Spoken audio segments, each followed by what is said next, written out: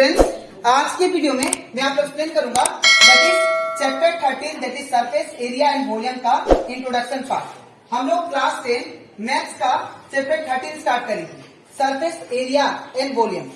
ठीक है, आज के वीडियो में मैं आप लोग को इस चैप्टर का बेसिक इंट्रोडक्शन दूंगा, उसके बाद हम लोग एक्सरसाइज और एग्जाम्पल क्वेश्चन करेंगे। ठीक है, आप लोग को इस चैप्टर में बहुत सारा न्यू टर्म्स मिलेगा और बहुत सारा आप लोग टर्म्स सीख भी चुके होंगे दैट इज क्लास 9 में। ठीक है, तो आप लोग याद रखना, कुछ फिगर में इंपॉर्टेंट फिगर आप लोग को समझाऊंगा और उसी के साथ साथ हम लोग दैट इज उसके फॉर्मूले भी दिखेंगे जो कि आप लोग का दैट इज यूज होगा एक्सरसाइज क्वेश्चन में और एग्जाम्पल क्वेश्चन में। ठीक है, तो आप लोग हर एक कॉन्सेप्ट को अच्छे से सीखिएगा। ठीक है, अभी तक हम लोग क्लास 10 मैथ्स का chapter 1, chapter revision, chapter 2, chapter 3, chapter 8 that is chapter 12 और चैप्टर 11 और चैप्टर दैट इज 10, इन सभी चैप्टर का जितना भी एक्सरसाइज क्वेश्चन था और जितना भी एग्जाम्पल क्वेश्चन था वो सारा मैंने आप लोग को एक्सप्लेन कर दिया। ठीक है, तो अगर आपको सारा क्वेश्चन अच्छे से सीखना है तो आप लोग उसको मेरे यूट्यूब चैनल में जाके उसको देख सकते हो।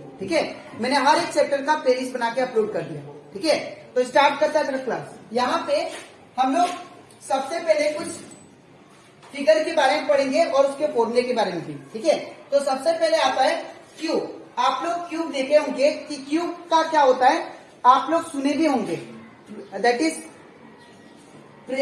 क्लास जूनियर क्लास में, that is class I think 9 में।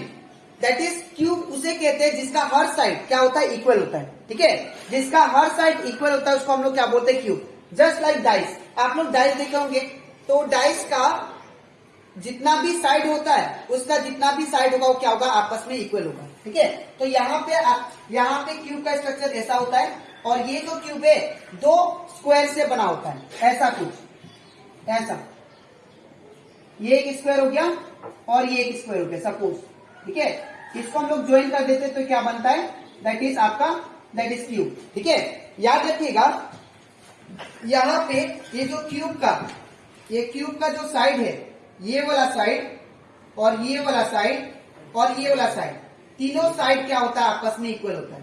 अगर ये ए है तो ये भी क्या होगा, ए, ये भी ए होगा। ठीक है, तो यहाँ पे जितना भी साइड होगा आपस में क्या होता है, इक्वल। इसलिए यहाँ पे फॉर्मूला क्या आएगा, इसका लेटरल सरफेस एरिया का that is 4l²।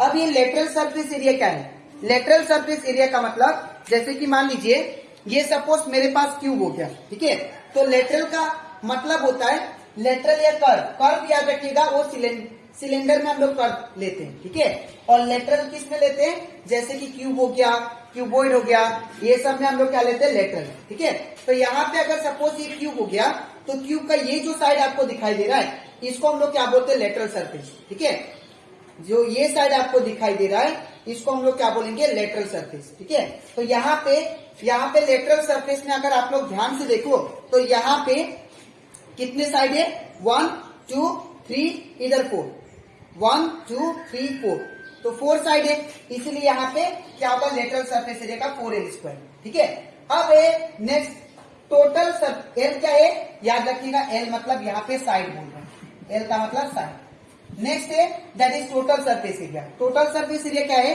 Total surface area मतलब ये टोटल साइड, तो टोटल साइड कितना है देखिए आप लोग, 1 2 3 4 5 6, तो टोटल कितना है, 6 है, तो इसीलिए इसका क्या हो जाएगा, टोटल सरफेस एरिया का 6l²। ठीक है, फिर आता है इसका वॉल्यूम। वॉल्यूम कैसे निकालते हैं, with formula that is L3। ठीक है, तो ये खत्म हो जाता है क्यूब। अब हम लोग बढ़ते हैं क्यूबॉइड। क्यूबॉइड याद रखिएगा, क्यूबॉइड आप लोग ये जो आप लोग को बुक दिखाई दे रहा है ये जस्ट लाइक कीबोर्ड है। क्यों, बिकॉज इसका हर साइड इक्वल नहीं है, ये साइड अलग है, ये साइड का लेंथ अलग है, ये साइड का लेंथ अलग है। जब यहाँ पे कोई भी 2 साइड आपस में इक्वल रहे तो उसको हम लोग क्या बोलते हैं, कीबोर्ड। ठीक है, जैसे बॉक्स या कार्टून जो होता है वो क्या होता है, दैट इज वो कीबोर्ड शेप का होता है। ठीक है, तो यहाँ पे कीबोर्ड का जो लेटरल सरफेस एरिया होता है इसको हम लोग क्या बोलते हैं, लेटरल सरफेस एरिया। ठीक है, कीबोर्ड का तो लेटरल सरफेस एरिया जो होता है वो होता है formula that is 2 into height under bracket length plus breadth. ठीक है, तो यहाँ पे एच याद रखिएगा क्या है, एच आपका हाइट है, एल मतलब लेंथ, उसके बाद बी मतलब ब्रेथ। ठीक है, तो यहाँ पे याद है क्यूबॉइड कैसे बनता है, तो क्यूबॉइड को बनाने के लिए हम लोग दो रेक्टेंगल यूज करते हैं, ठीक है, ये रेक्टेंगल और एक ये रेक्टेंगल, इसको मिला देंगे तो क्या होगा, दैट इज आपका क्यूबॉइड बन जाएगा, ठीक है।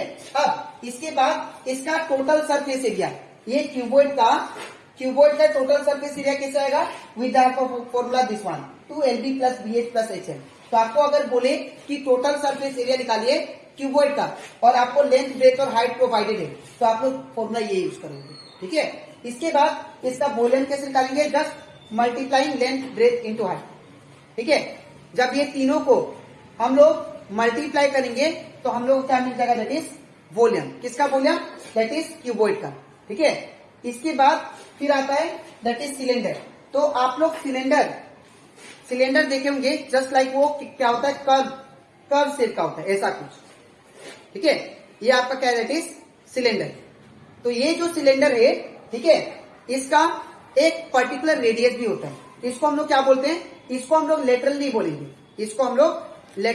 इसको क्या बोलेंगे, कर्व बोलेंगे, क्योंकि कर्व शेप का ये, ठीक है ना। लेकिन बाकी सब जो जितना भी बॉक्स होगा, दैट इज क्यूबॉइड, इसमें क्या होता है, लेटरल होता है, ये वाला पार्ट को क्या बोलते हैं हम लोग, लेटरल, कर्व नहीं बोलेंगे, ठीक है। तो इसको हम लोग क्या बोलेंगे, दैट इज सिलेंडर का कर्व, ठीक है। तो यहाँ पे जो कर्व सरफेस एरिया होता है सिलेंडर का, इसका एक पर्टिकुलर हाइट होगा, हाइट ऑफ सिलेंडर, जिसका रेडियस भी होता है। ये आपको पोर्शन जो दिखाई दे रहा है ये वाला, अगर मैं यहाँ पे सिलेंडर ड्रॉ करूं तो आपको ये जो दिखाई दे रहा है ये क्या है, रेडियस ऑफ सिलेंडर, ये इतना पर, ये क्या है, रेडियस ऑफ सिलेंडर, ठीक है। तो इसका रेडियस R होगा, ठीक है। और इसको अगर इसका कर्व सरफेस एरिया निकालना है तो आपको फॉर्मूला पुट करना है 2πr, ठीक है।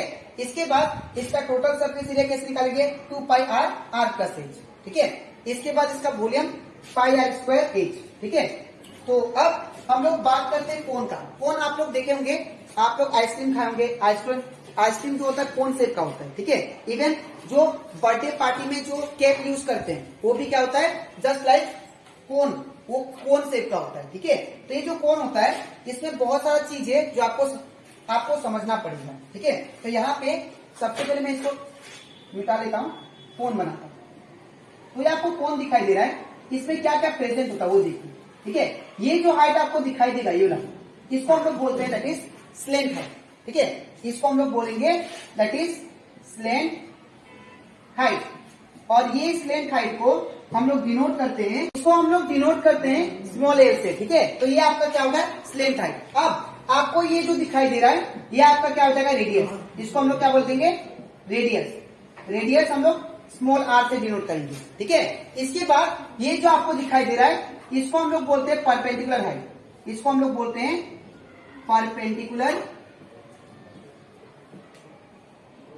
परपेंडिकुलर हाइट, ठीक है। अच्छा, इतना करने के बाद तो यहाँ पे कोन जो होता है इसका जो लेटरल सरफेस एरिया जो दैट इज, ये भी तो कर्व होगा, ठीक है। तो कर्व सरफेस एरिया कैसे आता है, बाई πr।